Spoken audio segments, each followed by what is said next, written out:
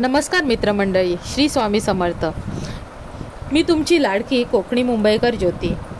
आज आपण चाललो आहोत श्री दैवत परशुराम यांच्या पदस्पर्शाने पावन झालेल्या कोकण भूमीच्या निसर्गाच्या कुशीत वसलेल्या सवत्सडा धबधब्याचा आनंद घेण्यासाठी।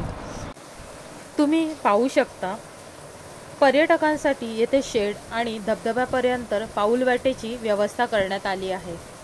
गावातील ग्रामस्थांनी खाण्याची व्यवस्था खूप माफक दरात केली आहे। मस्त चविष्ट भाजलेले कणीस आणि उकडलेल्या शेंगा। इथे पिण्याचे पाणी पण उपलब्ध आहे। सवत्सडा धबधबा हा कोकणातील चिपळूणपासून 5 किलोमीटर अंतरावर आहे। मुंबईहून येताना महामार्गाच्या कडेला डाव्या बाजूस उंचावरून हा धबधबा कोसळताना दिसतो। जुलै ते ऑक्टोबर या कालावधीत या धबधब्याला भरपूर पाणी असते। शनिवार आणि रविवार येथे पर्यटकांची खूप गर्दी होते।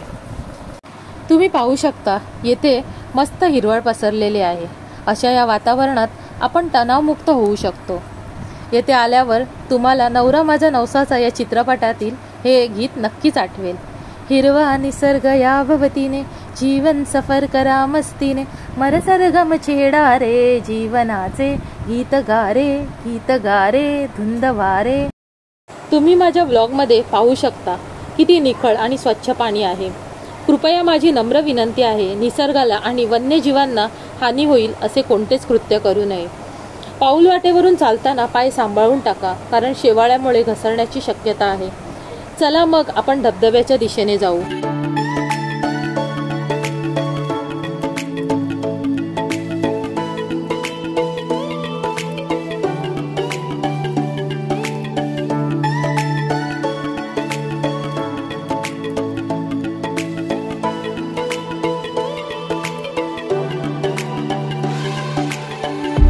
थोड्याच अंतरावर पर्यटकांसाठी इथे पण शेड आणि खाण्याची सोय केलेली आहे।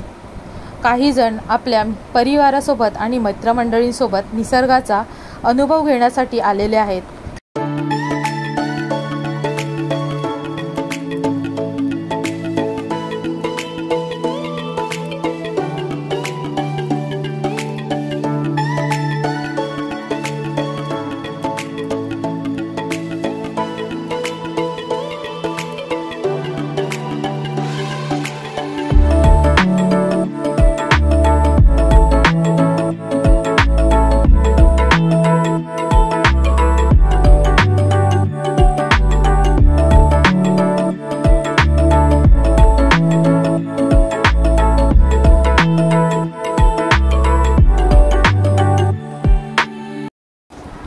माझ्या समोर सुंदर असा सवत्सडा धबधबा आहे।